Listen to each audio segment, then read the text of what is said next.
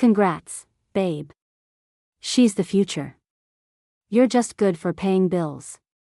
That's exactly what my husband said, loud, proud, and dripping with smug arrogance, at his 43rd birthday dinner, while holding hands with a blonde in a skin-tight red dress like she was some damn trophy he'd just won at a carnival.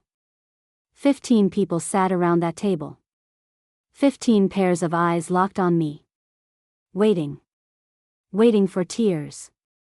For screaming. For a meltdown. For the pathetic, humiliated wife scene. Yeah, that never came. Instead, I smiled. Not the polite society smile women learn to survive awkward dinners. No. The kind of smile that makes people uncomfortable. The kind that says, you just made the biggest mistake of your life. I slowly picked up my purse from the chair behind me, rose to my feet, and looked straight at him. You're right, Richard, I said calmly. I really have paid a lot of bills. Even ones you don't know exist.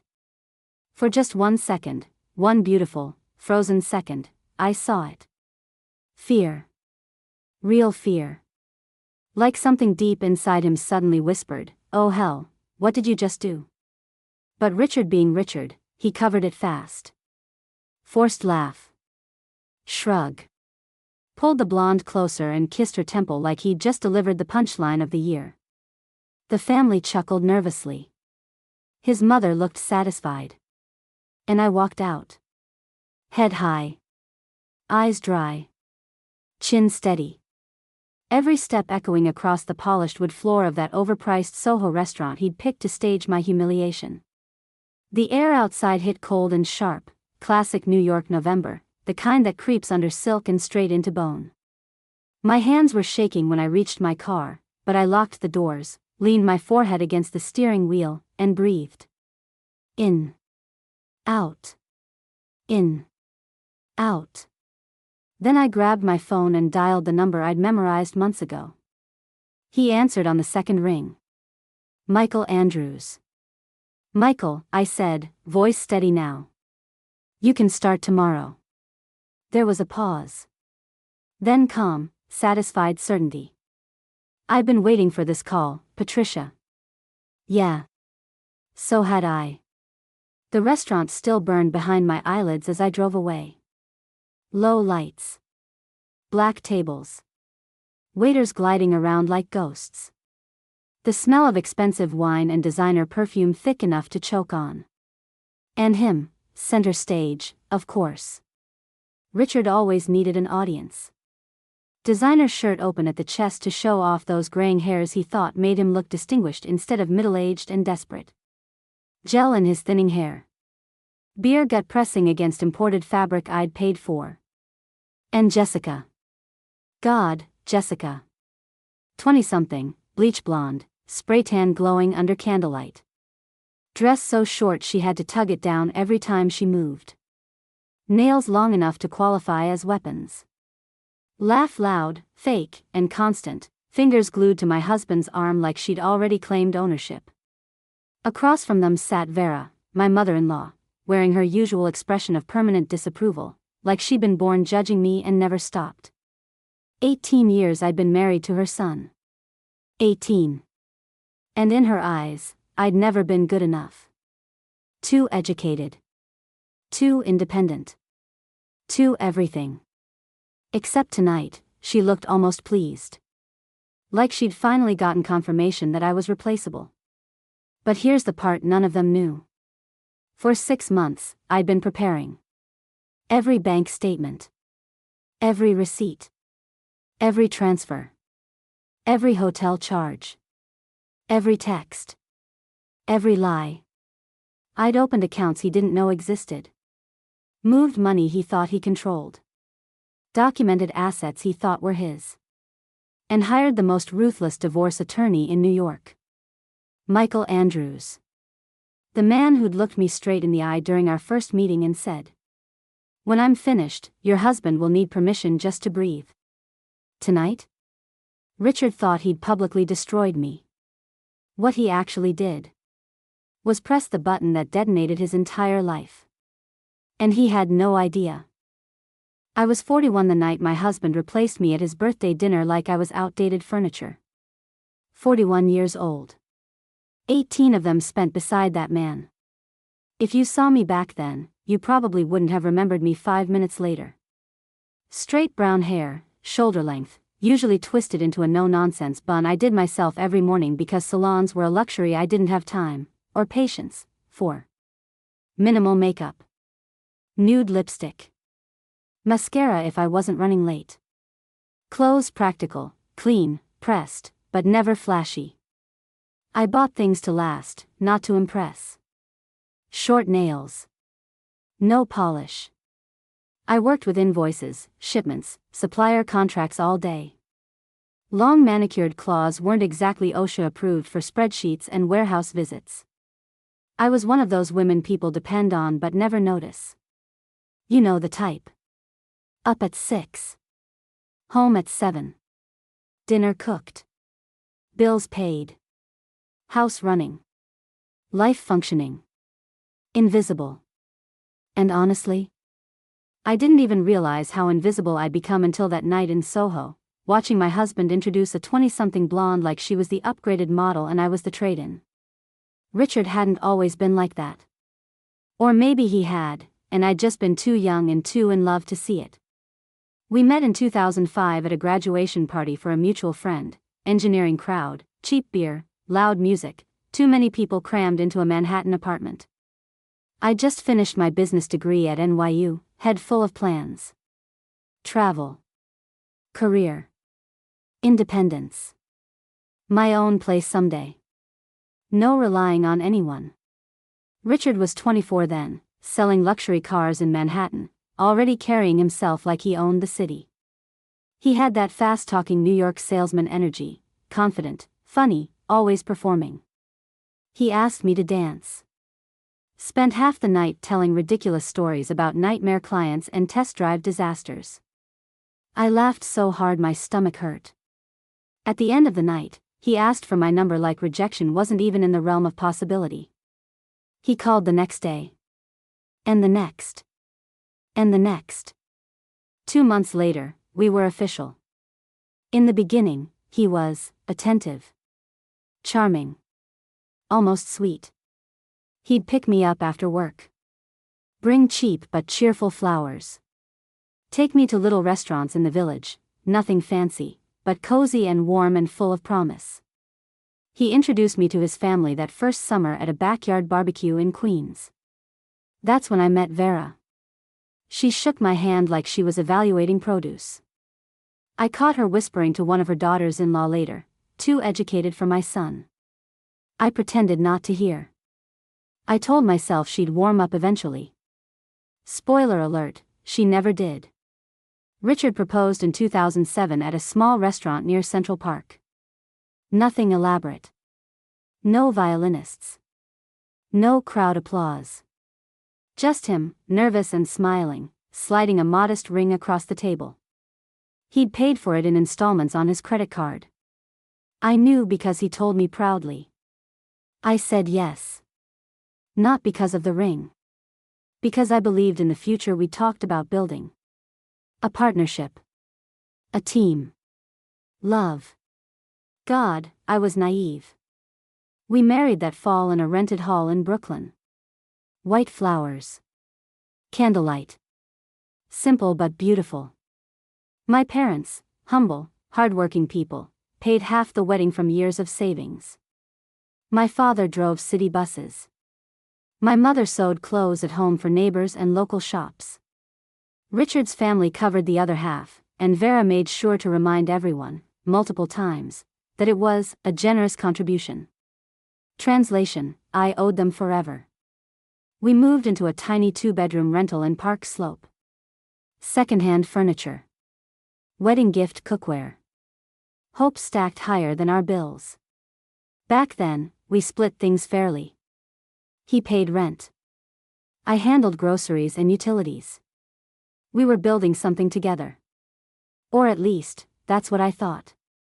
Because slowly, so slowly I barely noticed, the balance shifted.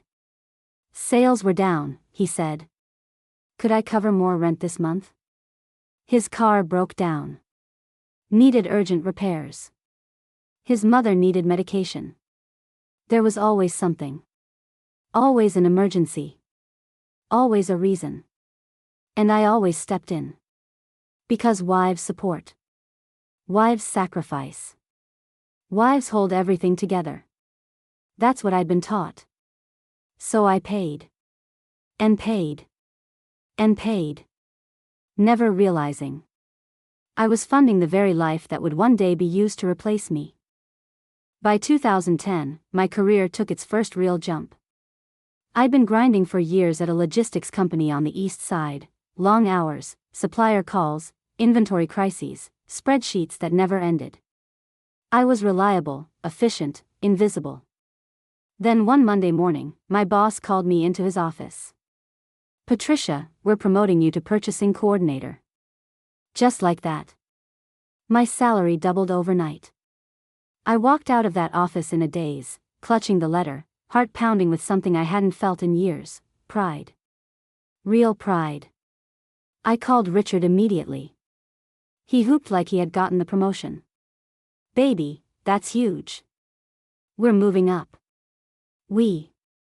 Funny word. Because within 3 months, I'd done something neither of us had ever imagined. We bought our first home. A 3-bedroom condo in Carroll Gardens. Family neighborhood. Tree-lined streets. Rising property values. Safe. Solid. The kind of place people build futures in. The down payment came almost entirely from my bonus and savings. But I put the condo in both our names. Because marriage. Because partnership. Because love. God. I want to go back and shake that woman sometimes. Richard reacted like he'd just closed the biggest sale of his life. He called his whole family. Bragged for days. This place? Ours. We did this. We.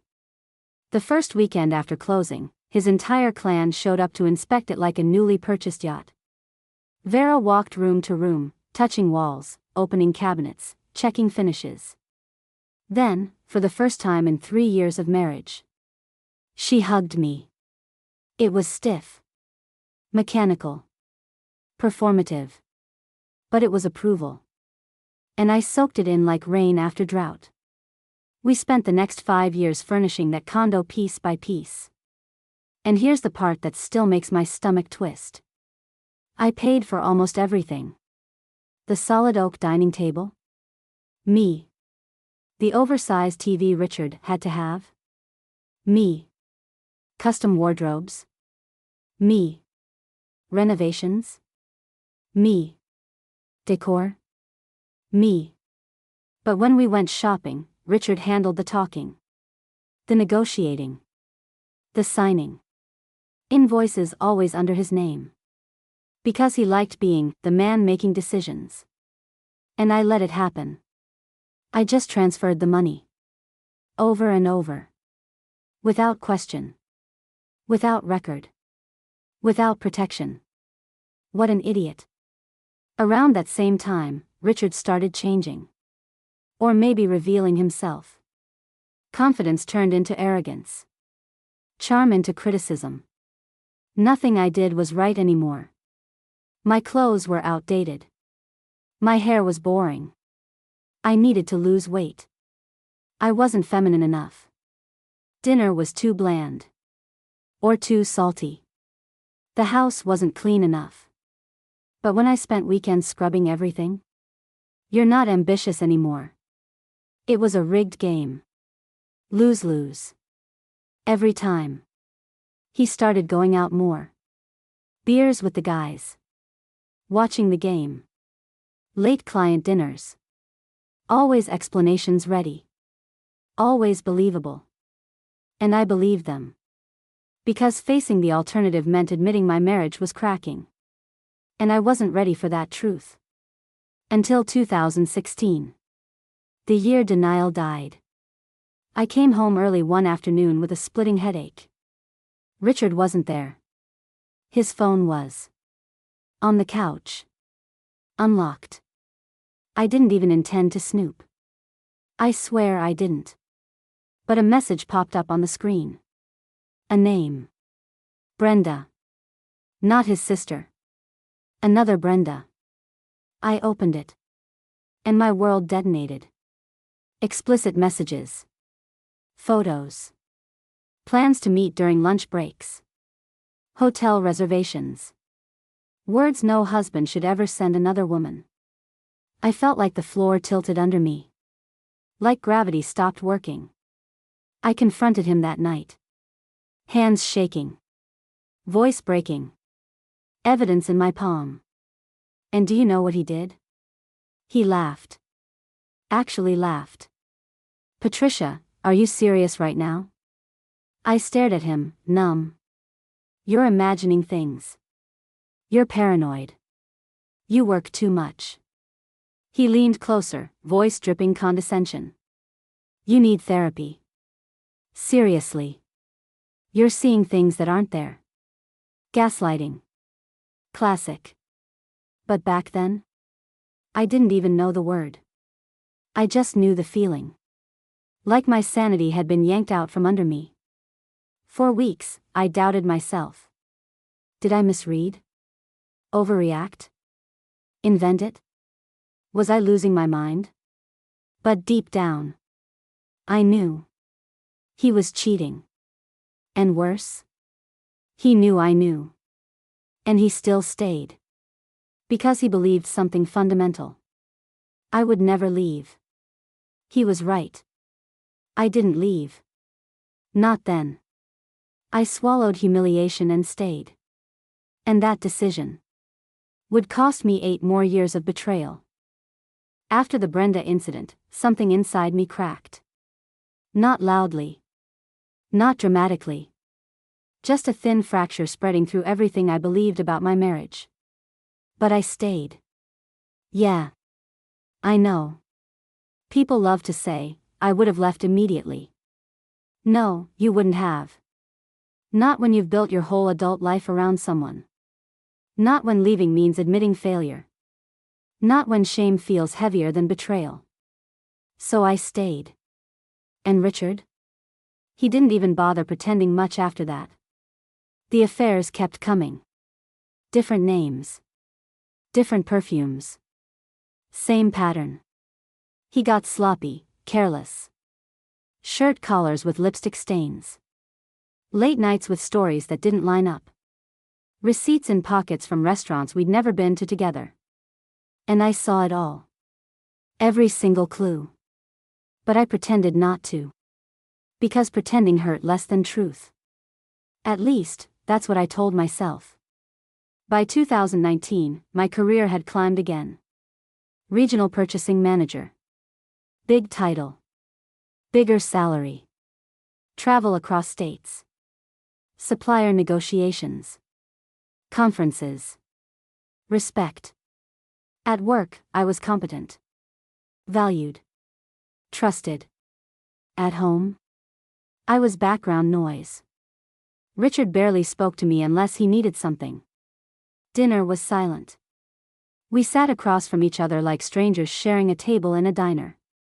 He slept turned away, body pressed to the edge of the mattress like proximity itself offended him.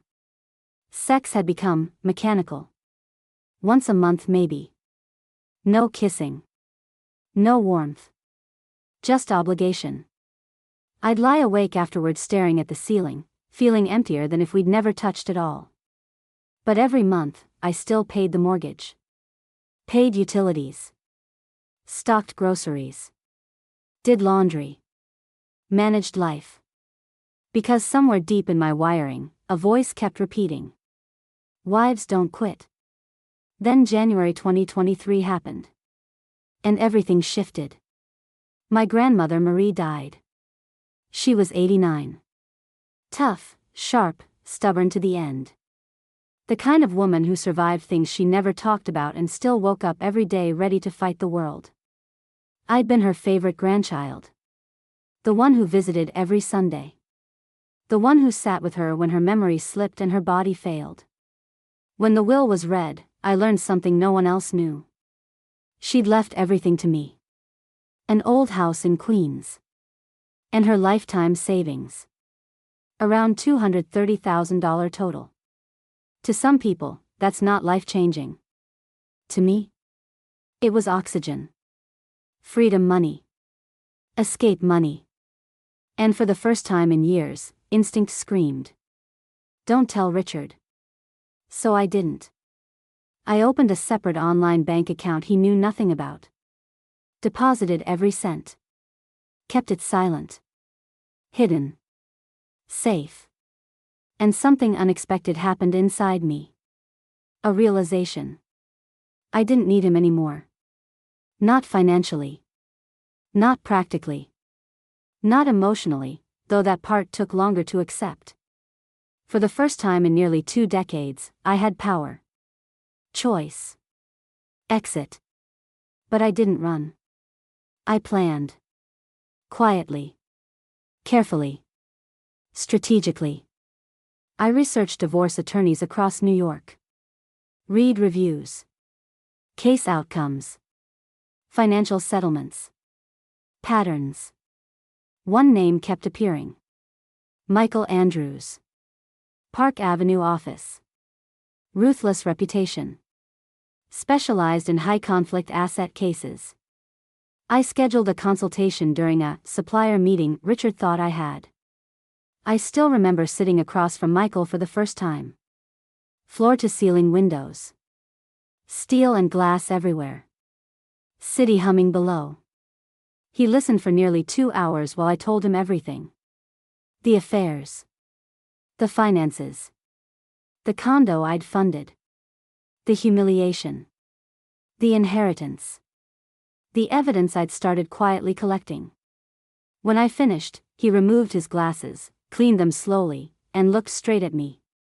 Patricia, he said calmly, you have an extremely strong case. My pulse thundered. If you follow my instructions exactly, he continued, you will walk away from this marriage with everything legally yours. Everything. I hadn't even dared imagine that word. I signed his retainer that day. Paid the fee in cash from my secret account. And walked out of that office feeling something I hadn't felt in years. Hope. Not loud. Not explosive. Just steady.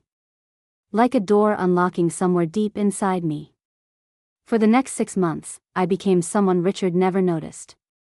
The obedient wife on the surface. The strategist underneath.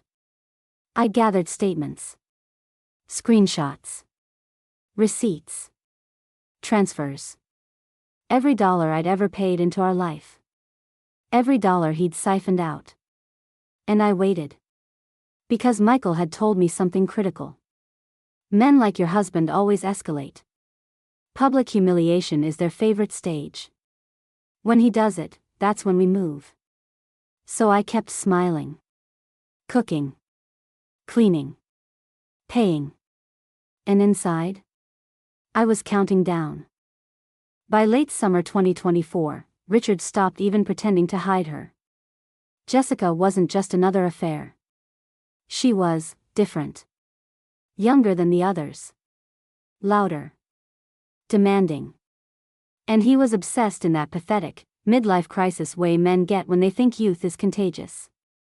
He started mentioning her at home like he was tossing bait. I met this girl at work. Total firecracker. I'd keep scrolling my phone. Silence. She's got amazing energy. You could learn something from her. Still silence. He'd watch me from the corner of his eye, waiting for jealousy, anger, tears, anything that proved I cared.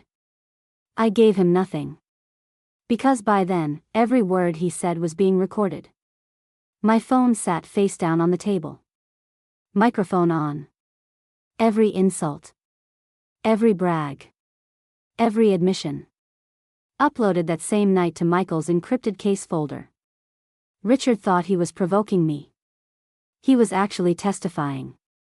In September, the invitation came. His birthday dinner. Normally, those were held at Vera's cramped Queens house, overcooked food, folding chairs, forced family smiles. But this time?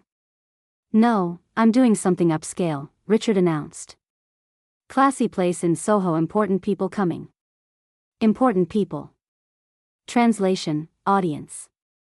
Michael's words echoed in my head. Public humiliation is their favorite stage. I knew. I didn't know exactly what he'd do. But I knew he was planning something. And I was ready. The night before the dinner, I barely slept. Not from fear. From adrenaline. Because I understood something Richard never imagined. This wasn't his performance. It was mine. He just didn't know he was the opening act. I dressed carefully the next evening. Cream silk blouse. Black tailored pants. Low heels. Hair in my usual bun. Minimal makeup. The same, plain Patricia look he'd spent years mocking. But this time? It was armor. Because I knew exactly who I was walking in as. And who I'd walk out as. The restaurant was exactly his style. Dark wood, candlelight, expensive wine list, servers moving like ghosts between tables. His entire family was already seated when we arrived. Vera at the far end, queen of judgment. Brothers and wives. Sister Brenda looking uncomfortable as usual. And Jessica. Front and center. Red dress. Blonde hair cascading. Hand already resting possessively on my husband's arm. No introductions needed. The message was obvious. Replacement installed. Dinner crawled. Small talk. Fake laughter. Jessica touching him constantly. Him soaking in the attention like sunlight. I sat quietly, observing. Recording. Counting breaths. Michael's instructions were clear. Do not react. Let him escalate fully. So I did. I waited. Then came the cake. 3 tiers. Belgian chocolate glaze. 43 candles. Richard stood, grinning like a game show host. Everyone clapped. Jessica clapped hardest. He pulled her close. And kissed her. Not a quick peck. A long, theatrical, tongue-heavy kiss. In front of his wife of 18 years. In front of his family. In front of witnesses. I heard Vera's satisfied little inhale. And then. He delivered the line. Congratulations, honey, he said to Jessica, loud enough for the whole table. She's the woman of the future. Patricia's just good for paying the bills. Laughter flickered. Awkward. Cruel. Waiting. All eyes turned to me. They expected tears. Scene. Breakdown. Humiliation. Instead, I smiled. Because in that exact moment, everything aligned. Every document gathered. Every dollar traced. Every recording saved. Every legal motion drafted. Michael had told me. When he publicly devalues you as spouse, it strengthens asset claims and dissipation arguments. Richard thought he destroyed me. Legally? He just buried himself. So I stood. Picked up my purse. And said calmly. You're right, Richard. I have paid a lot of bills. Even ones you don't know exist. That was the moment he felt it. The flicker. The dread. The realization something was wrong. But he didn't understand yet. He still thought this was humiliation. He had no idea. It was detonation. I walked out of that restaurant without looking back. Because the marriage ended at the table. But the war? Started in the parking garage. When I called Michael and said, you can start tomorrow. That night, I went home to the condo I had funded, furnished, and maintained for 18 years. And I packed 3 suitcases. Clothes. Documents. Jewelry. Records. Everything essential. Neatly lined beside the guest room door. Richard stumbled in at 3 a.m., drunk and reeking of perfume. He never even noticed them. Collapsed fully dressed onto the bed. Passed out. And I sat on the couch until sunrise. Watching the ceiling. Feeling fear. Yes. But stronger than fear? Anticipation. Because for the first time in my life, I was about to leave on my own terms. I didn't sleep at all that night. Not even for 5 minutes. I just sat on the living room couch, watching darkness slowly thin into gray, listening to the faint hum of the city outside and Richard's drunken snoring down the hall. 18 years of marriage. Ending quietly at dawn. By 7 a.m., I showered, dressed, and did something strange. I made coffee like it was a normal weekday. Muscle memory. Routine. Survival. I even left his mug on the counter. Then I picked up my bag and walked out. He never woke up. At 9 a.m. sharp, I sat across from Michael Andrews in his Park Avenue office. He already had everything ready. Folders stacked. Documents tabbed. Timeline printed. It was terrifying how efficient he looked. "Good morning, Patricia," he said calmly. "Are you prepared to proceed?" I nodded. My throat was tight, but my voice held. "Yes." He slid the first document toward me. "Today you will relocate to temporary housing we've arranged in Brooklyn Heights, furnished, prepaid for 2 weeks. You can decide later if you wish to remain." I blinked. "I'm moving today?"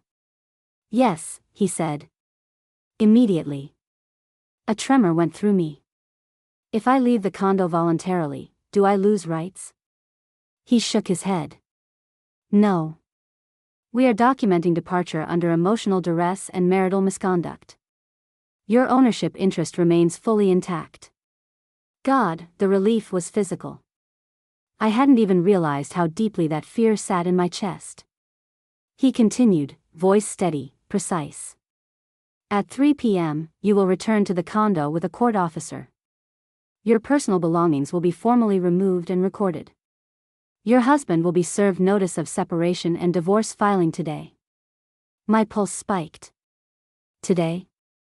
"Yes." He met my eyes. "The joint accounts will be frozen. The property restricted from sale or transfer. Vehicle ownership flagged. He will lose unilateral financial access within 24 hours." Silence filled the office. I felt cold. Not from fear. From magnitude. Richard was about to wake up and discover his entire life had locked around him. "He's going to explode," I whispered. Michael gave a small, almost satisfied smile. "That is expected. Anger is not a legal argument." At 3 p.m., I returned to the condo with the court officer. Richard was exactly where I'd left him. On the sofa. Old shorts. Worn t-shirt. TV blaring sports commentary. He looked up when we entered. Confusion first. Then irritation. "What's this?" The officer stepped forward, voice official and calm. "Sir, I am here to document Mrs. Adams' removal of personal belongings pursuant to marital separation filing." Richard blinked. Laughed. Actually laughed. "You've got to be kidding me." I said nothing. The officer repeated the explanation. Richard turned to me, grin tight. "Patricia, is this some kind of joke?" I lifted my suitcase. "No," I said evenly. "I'm leaving. I've filed for divorce." The laughter died instantly. "You don't have the guts." "I already did." The officer photographed rooms. Logged items. Recorded departure. It took 20 minutes. Richard stood frozen in the center of the living room like someone had unplugged him. For the first time in our entire marriage. He had no control. I walked out with my 3 suitcases. And 18 years of silence finally behind me. The next morning, the real damage hit. Michael called at 10:12 a.m. "It's done," he said. "Accounts frozen. Yes. Property restriction? Yes. Vehicle? Yes. And him? Pause. He has begun calling. Calling was an understatement. By noon, my phone showed 23 missed calls, 57 texts, voicemails stacking like debris. I forwarded everything to Michael without listening. Evidence. Harassment. Emotional volatility. All useful. The messages escalated fast. First confusion. What the hell is this? Then anger. You're insane. Then threats. You'll regret this. Then desperation. Call me. Please. Classic collapse curve. Michael called again mid-afternoon. We have also filed dissipation claims, he said. Documented withdrawals and mistress expenditures totaling approximately $56,000 over 3 years. I closed my eyes. All those hotel charges. Gifts. Trips. Money from accounts I funded. Legally returning to me. And Patricia, he added, voice sharpening slightly, we discovered something else. My stomach tightened. The 2020 Civic your husband claims ownership of? Yes. You are the primary co-signer. Payments auto-debited from your salary account. Silence. Then realization slammed into me. I had been financing his car. Without even knowing. Michael exhaled softly. Your husband is remarkably arrogant. That often proves advantageous. By nightfall, Richard had lost access to money. Assets. Property control. Vehicle authority. And me. All within 24 hours of that dinner. He thought the humiliation happened in the restaurant. But the real humiliation was waking up the next morning. Powerless. And this was only day one. Look, you got a rock-solid case. Like, insanely solid, my attorney said, leaning back in his chair with that calm confidence that made people either trust him instantly or feel low-key intimidated. If you follow my playbook exactly, no freelancing, no emotional decisions, you're gonna walk away from this marriage with everything the law says is yours. And he won't be able to do jack about it. That was all I needed to hear. I signed the retainer that same afternoon, pen steady, heartbeat steady. No hesitation. No tears. No second guessing. The version of me who would have cried in a bathroom stall 2 months ago. She was gone. Dead and buried somewhere between humiliation and clarity. We moved fast after that. First step, documentation. Every account. Every asset. Every shady little financial trail my husband thought he'd been slick enough to hide. Turns out, when someone's ego gets big enough, they stop covering their tracks. My lawyer's forensic accountant started digging, and holy crap, the numbers were wild. Transfers that didn't add up. Consulting fees that were basically affair expenses. Gifts. Trips. Jewelry. All disguised like business costs. Yeah. Cute. I played my role perfectly. At home, I stayed quiet, neutral, almost detached. No arguments. No accusations. I even cooked dinner a few nights a week like nothing was off. He took the bait hard. You could see it in the way he strutted around, like he'd already won. Like I'd accepted my downgrade to background character in his new fantasy life. Meanwhile, I was screenshotting everything. Texts popping up on his iPad. Notifications he forgot to silence. Calendar entries labeled with fake meetings that just happened to line up with boutique hotel charges. I saved it all to a private cloud account he didn't know existed. My attorney called it gold. I called it closure in progress. Then came the bank reveal. We uncovered an account I'd never heard of, opened 2 years ago. Joint access with her. My husband and his sparkly little midlife crisis Barbie had literally been building a side financial life while I was still paying half the mortgage and covering family expenses like a loyal idiot. The rage that hit me when I saw those statements? Nuclear. But I didn't explode. I didn't even confront him. I just forwarded everything to my lawyer with a single message: "You were right." His reply came back in under a minute: "We're going to dismantle him." God, that felt good to read. A week later, my husband started acting weird. Extra attentive. Suspiciously nice. Bringing home flowers like some bargain bin rom-com apology montage. I almost laughed. He must have sensed the shift, the way I wasn't chasing his approval anymore, wasn't reacting, wasn't available for emotional manipulation. He tried probing one night while we were loading the dishwasher. "You've been different," he said carefully. "Everything okay?" I shrugged, casual. "Yeah. Just tired, I guess." He studied me like he was trying to crack a code. But he couldn't. Because for the first time in our entire marriage, I wasn't broadcasting my feelings all over my face. He'd lost his emotional GPS. And it scared him. Good. What he didn't know, what he couldn't know, was that the legal ambush was already mapped out down to the minute. Filing strategy. Asset freezes. Financial disclosures timed so he'd have zero runway to shift money or spin narratives. My attorney called it controlled detonation. I called it justice. The night before we filed, I sat alone on the patio with a glass of wine, phone in my hand, scrolling through old photos. Vacations.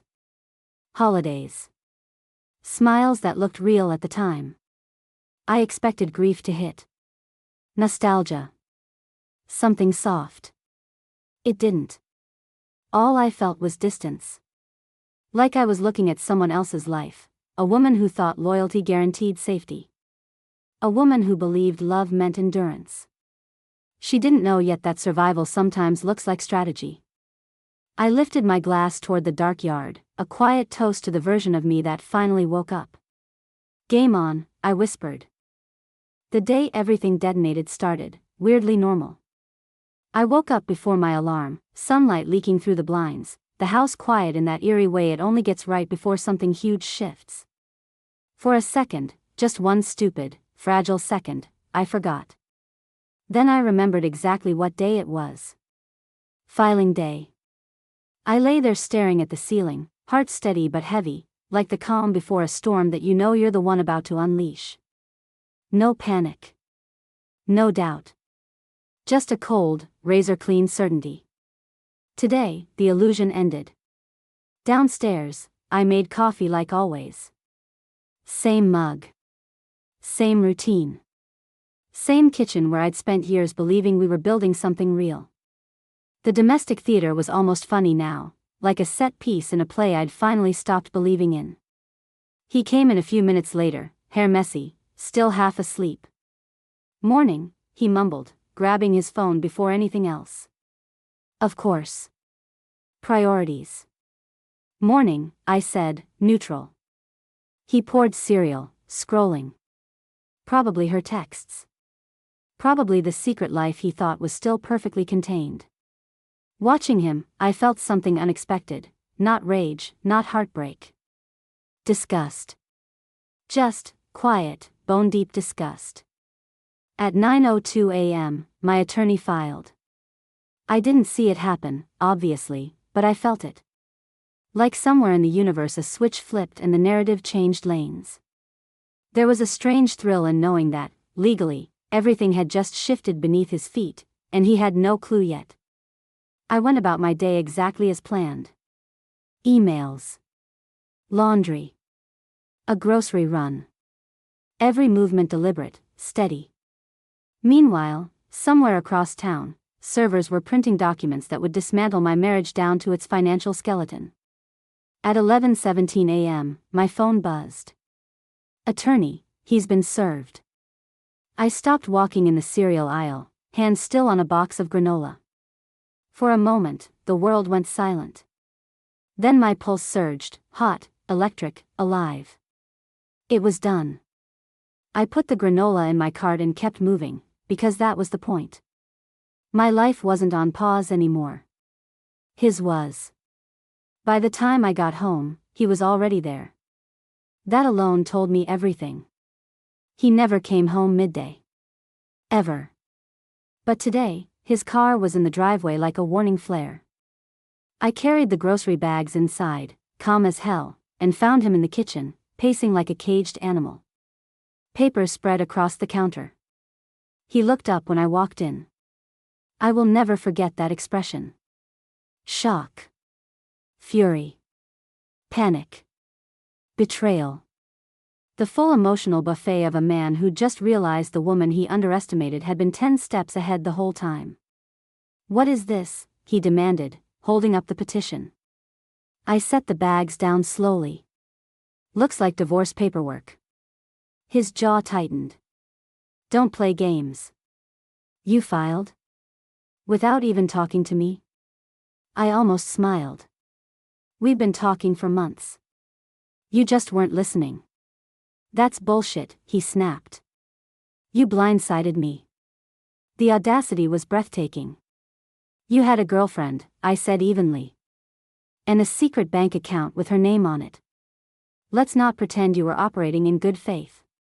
His face drained of color. There it was, that exact moment when a liar realizes the receipts are fatal. "You went through my finances," he said, voice dropping. "Our finances," I corrected. "And yeah. Turns out I'm very detail-oriented when motivated." He slammed the papers down. "This is insane. You think you're taking everything? My lawyer's gonna shred this." I leaned against the counter, arms folded, calm like ice. "You should definitely call one." He stared at me, searching for cracks, for tears, hesitation, anything he could leverage. He found none. Because the woman standing in front of him wasn't the one he'd cheated on. That version of me was gone. "You're making a huge mistake," he said finally, voice low. I held his gaze. "No. I made one when I married you." Silence exploded between us. And for the first time since I'd learned the truth, I watched fear take root in him. Not anger. Not ego. Fear. Good. Because the controlled detonation had officially begun. Fear looks different on a man who's never had consequences before.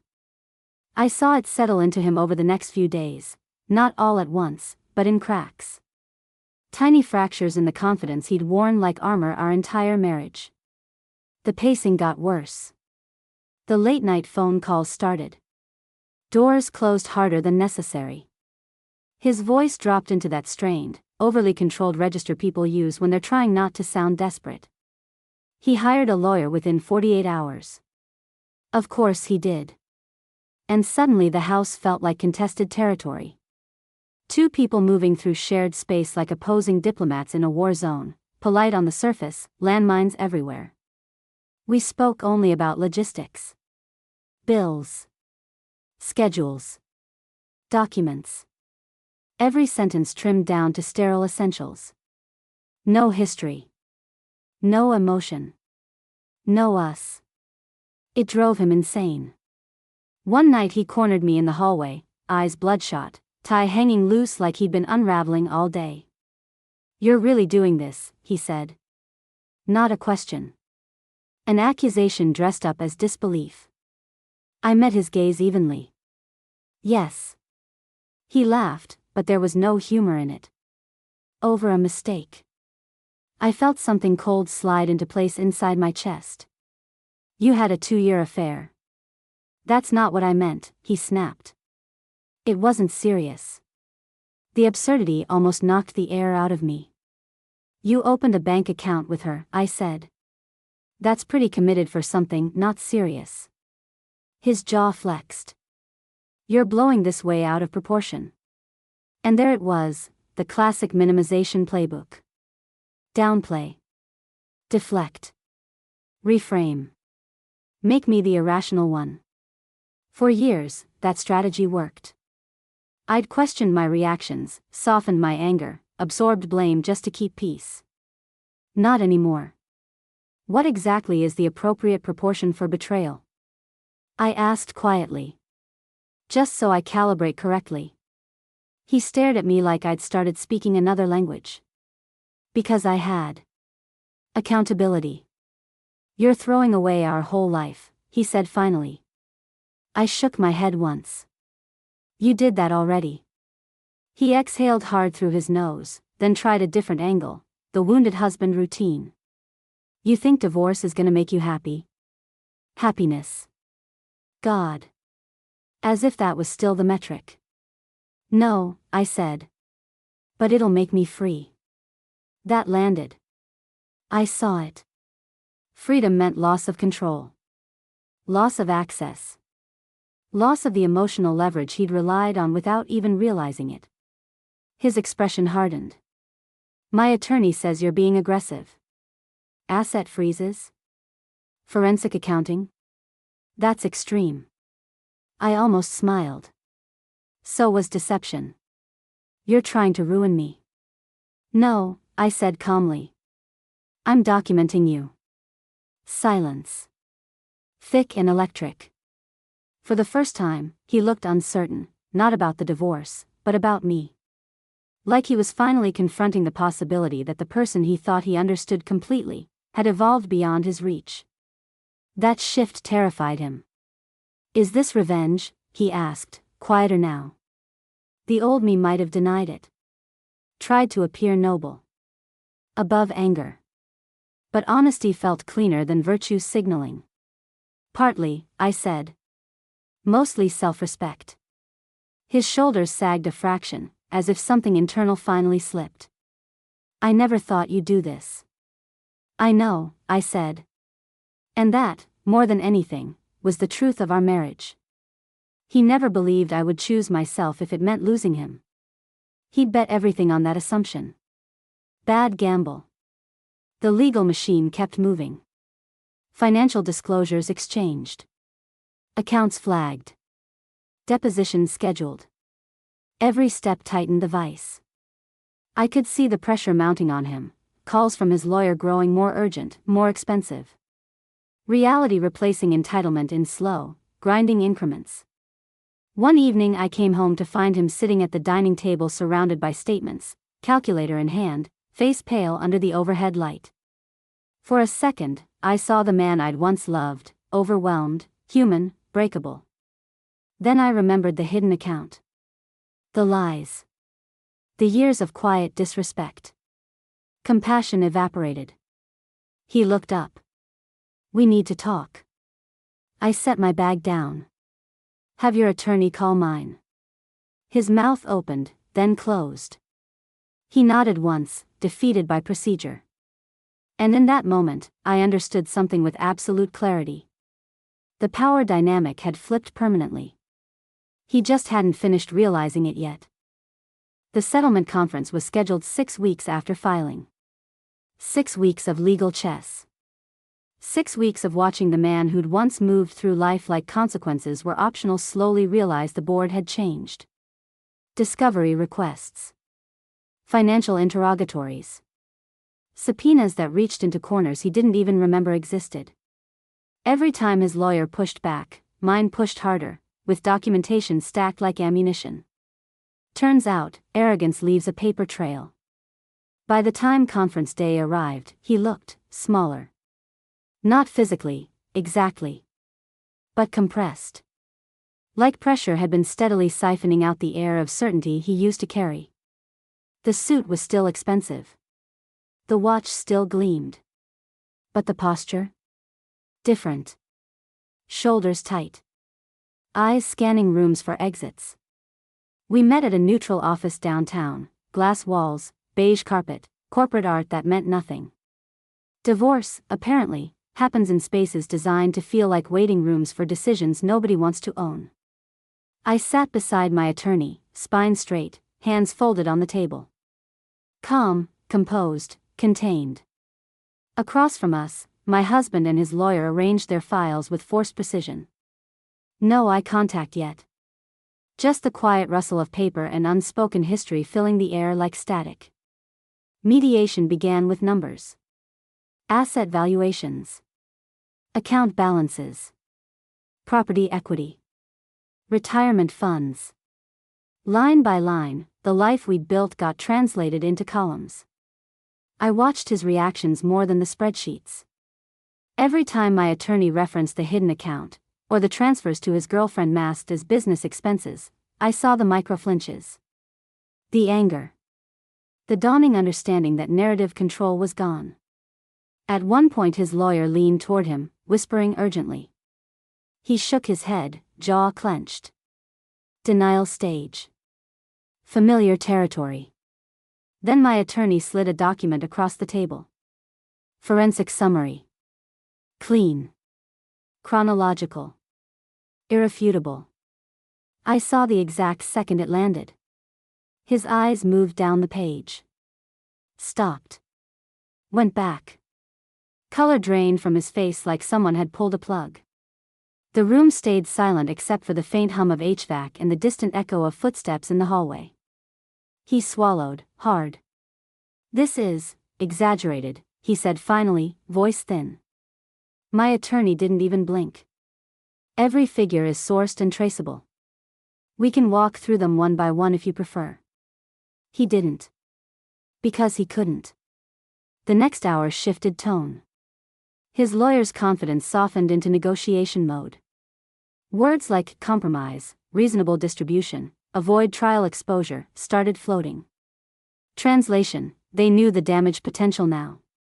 I stayed quiet and less addressed. That was strategy. Let facts speak. Let him sit in the weight of them. Let the professionals dismantle what he tried to minimize for years. At one point, during a break, we ended up alone in the hallway outside the conference room. Just us. Neutral carpet. Vending machine humming nearby. The weirdest setting for the death of a marriage. He spoke first. You really went all in. I met his eyes. You really underestimated me. He exhaled slowly, rubbing his temple. This is going to cost me everything. The old reflex, to comfort, to soften, twitched faintly. I let it die. It already did, I said. He looked at me then, truly looked, maybe for the first time since papers were served. No anger in his expression now. Just something rawer. Recognition. I didn't think you'd leave, he said. I didn't either, I replied. Until I understood why I had to.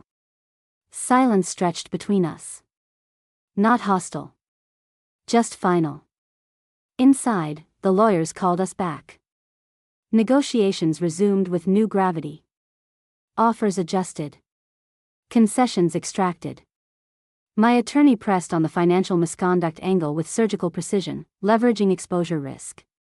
By late afternoon, numbers started aligning with reality, the reality he'd created. When we finally adjourned, tentative settlement framework in place, he looked exhausted. Not just tired. Spirit drained.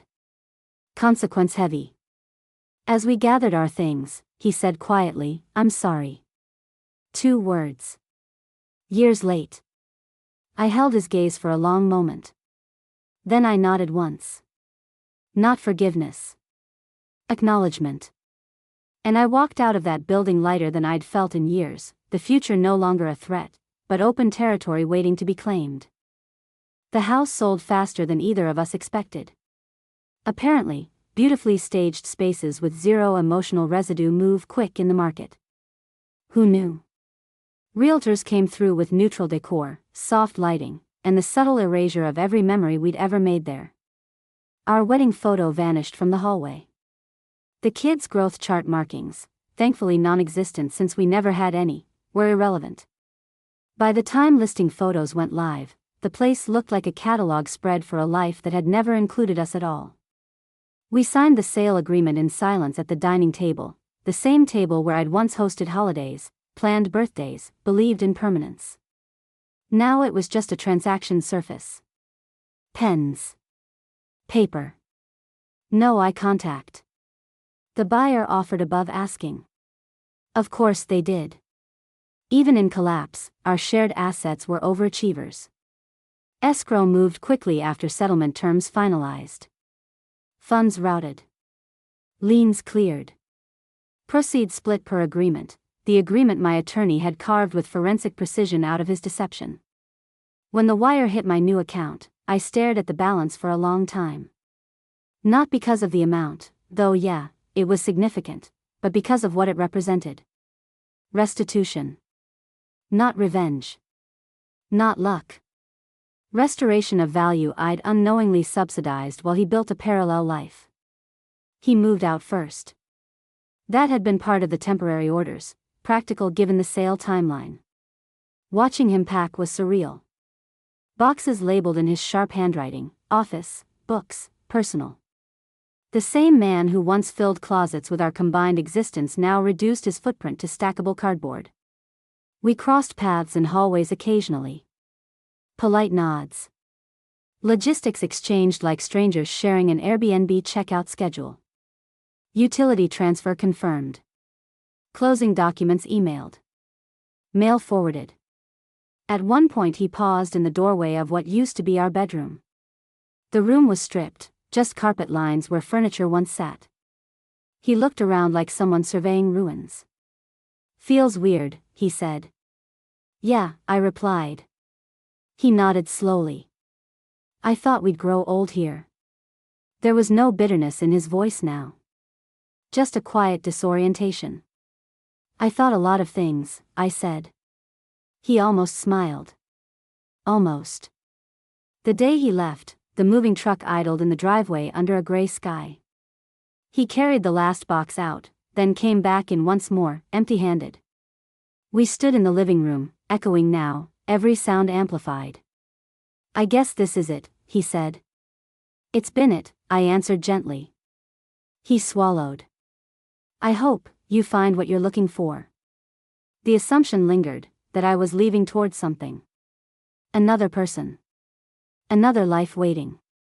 As if women only exit when they have a landing spot.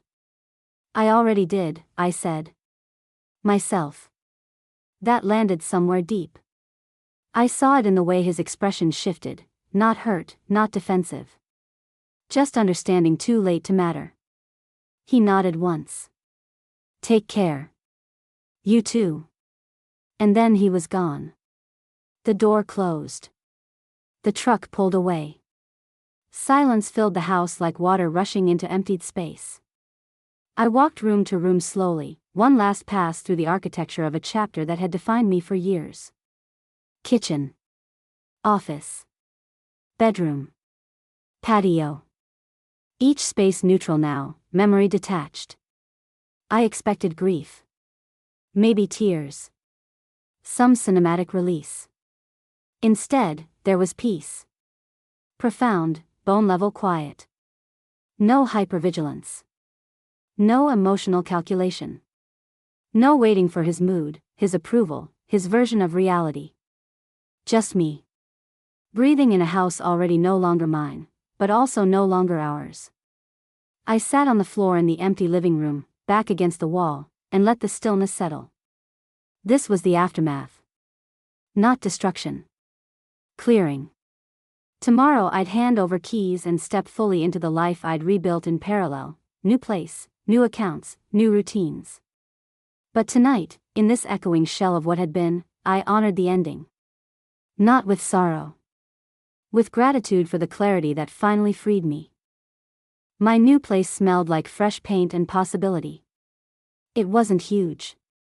No dramatic staircase, no designer kitchen, no carefully curated, we've made it, aesthetic. Just a bright second-floor apartment with wide windows, warm wood floors, and a balcony that caught the afternoon sun like it had been waiting specifically for me. The first night there, I sat cross-legged on the floor eating takeout straight from the container, surrounded by half-unpacked boxes, and felt something unfamiliar settle into my chest. Lightness. Not the manic kind. Not denial. Real, grounded lightness, the absence of weight I hadn't realized I'd been carrying for years. Divorce paperwork still moved through final channels. Signatures. Notarizations. Court processing timelines. The legal system has its own glacial rhythm, but emotionally? I was already miles past the rupture point. The marriage had ended the day I chose truth over comfort. Everything else was administrative debris. Friends started reappearing in fuller color too. Not that they'd vanished, but I'd been muted in that last stretch of my marriage. Smaller. Carefully calibrated. Now invitations felt different. Dinner plans. Wine nights. Lazy Sunday brunches where conversation wandered without me monitoring every text notification on my phone in case he needed something. One night my friend Lila leaned across a restaurant table, eyes bright. "You look different," she said. I smirked. "Divorce glow?" She laughed. "No. Autonomy glow." "Yeah. That." I started noticing changes in myself in quiet moments. Choosing furniture without compromise. Playing music he used to hate. Sleeping diagonally across the bed because there was no one to negotiate space with. Tiny freedom stacking into something larger, a reclaimed interior life. Then, 3 weeks after moving, the final decree arrived. Just a thick envelope in my mailbox on a Tuesday afternoon. I brought it upstairs, set it on the kitchen counter, and stared at it for a long time. Legal finality is strange, emotionally seismic events reduced to stamped pages and formal language. Dissolution. Distribution.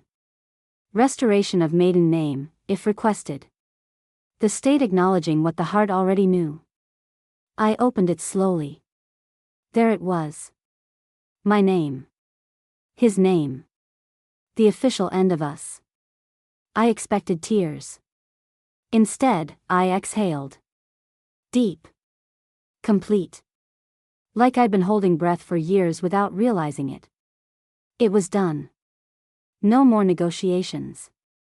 No more shared identity. No more legal tether to someone who'd rewritten our reality without consent. Just me again, fully, cleanly, undisputedly me. I poured a glass of wine and stepped onto the balcony. Evening lights spilled across rooftops, warm and gold. Somewhere below, traffic hummed. Life continuing at indifferent, comforting scale. I lifted the glass slightly, a private toast. To freedom, I murmured. My phone buzzed behind me. Unknown number. For a second I considered ignoring it. Then curiosity won. I answered. "Hello?" Silence. Then his voice. "Hey." "Of course." I leaned on the railing, gaze on the horizon. "Hi." "I got the decree," he said. "Me too." A pause stretched between us, no longer charged, just empty. "I guess that's really it," he said quietly. "Yeah," I said. "It is." Another pause. I could hear ambient noise on his end, traffic maybe, or a TV somewhere. Life continuing there too, just not intersecting mine anymore. "I've been doing a lot of thinking," he said finally. "About everything." I didn't respond. That part of the story was no longer mine to manage. "I was arrogant," he said. "And careless. And I didn't see what I had." The admission landed without impact. Not because it wasn't sincere, but because sincerity arrived after relevance. "I hope you figure out whatever you need to," I said. He swallowed audibly. "Are you happy?" I considered the question honestly. "I'm peaceful," I said. That seemed to settle somewhere deep on his end. "You deserve that." "Thank you." We sat in shared silence one last time. Not intimate. Not painful. Just the quiet of two people who once built a life and now occupied separate narratives entirely. "I'm sorry," he said again. "I know," I replied. And this time, it felt like closure, not for him, but for me. Healing doesn't arrive like fireworks. No cinematic swell, no sudden transformation where you wake up radiant and reborn. For me, it came in ordinary Tuesdays. In grocery runs where I bought exactly what I liked without factoring someone else's preferences. In mornings where silence felt restful instead of tense. In the simple absence of emotional static. Peace is quiet work. About 2 months after the decree, I realized something strange. I hadn't thought about him all day. Not once. No intrusive memory, no replayed argument, no phantom resentment. Just mental space where he used to live. The awareness hit me while I was folding laundry, sunlight slanting across the bed, music playing low. I stood there holding a t-shirt and smiled. This was what freedom looked like. Not dramatic. Spacious. Friends started nudging gently about dating. When you're ready, they'd say, tone casual but eyes curious. I appreciated the care, but readiness wasn't the point. For the first time in my adult life, I wasn't oriented around partnership as default. I was oriented around self. Turns out, that's addictive. I took a weekend trip alone, something I'd never done before. Coastal town, small boutique hotel, long walks by the water. I read for hours at a cafe without checking my phone. Ate dinner at the bar and chatted with strangers who knew nothing about my history. There's a peculiar relief in being anonymous, identity reduced to present tense instead of shared past. One evening I sat on the beach at sunset, waves rolling in steady rhythm, and reflected on the arc that had brought me here. Betrayal. Shock. Strategy. Detachment. Liberation. The emotional terrain had been brutal in places, but it had also carved space I didn't know I needed. I thought about the woman I'd been in my marriage. Loyal. Accommodating. Conflict-averse. Not weak, never weak, but conditioned toward preservation over self-assertion. She believed love meant endurance. She believed commitment meant staying even when respect eroded. She was wrong. Or maybe just uninformed. Growth often looks like disillusionment first. On my last morning there, I wrote in my journal, something I'd picked up again post-divorce. The page filled quickly, words arriving without effort. I didn't lose my marriage. I outgrew a structure that required my diminishment to survive. Reading it back, I felt a deep internal click. Not anger. Not grief. Integration. The story had settled into meaning instead of wound. When I got home, life resumed its gentle rhythm. Work. Friends. Yoga classes. Evenings on my balcony with tea and books. I redecorated slowly, each choice intentional, colors, textures, objects that reflected me instead of us. The apartment evolved into a physical map of autonomy. And then, unexpectedly, I ran into him. Saturday morning. Farmer's market. I was examining peaches when a familiar voice said my name. I turned. There he was. Different, but recognizable. Thinner. Lines deeper around his mouth. Eyes less certain. He held a paper bag and looked momentarily unsure, like someone approaching a former home they're no longer allowed to enter. Hey, he said. Hey. We stood there among baskets of produce and passing shoppers, history hovering but no longer binding. You look good, he said. Thanks. You too. A small lie on both sides. Or maybe just politeness. How've you been? He asked. Really well, I said. And it was true. He nodded slowly. I'm working on things. I'm glad. Silence settled, not awkward, just finite. He started, then stopped. Reset. I learned a lot. I held his gaze kindly. I hope so. Because that was the final shift, I no longer needed his regret, his insight, his validation. His journey belonged to him now. Mine belonged to me. Well, he said, gesturing vaguely. Take care. You too. We moved in opposite directions through the market, absorbed back into separate lives. I picked out peaches, paid, and stepped into sunlight. And felt nothing but forward. There's a moment after any long storm when you step outside and realize the air has changed. Not dramatically. Not in some thunderclap revelation. Just, clearer. Lighter. Charged with that clean stillness that only exists after chaos has finally spent itself. That's where I found myself a year after the divorce, standing on my balcony at dusk, city lights flickering on one by one, a mug of tea warm in my hands. A year.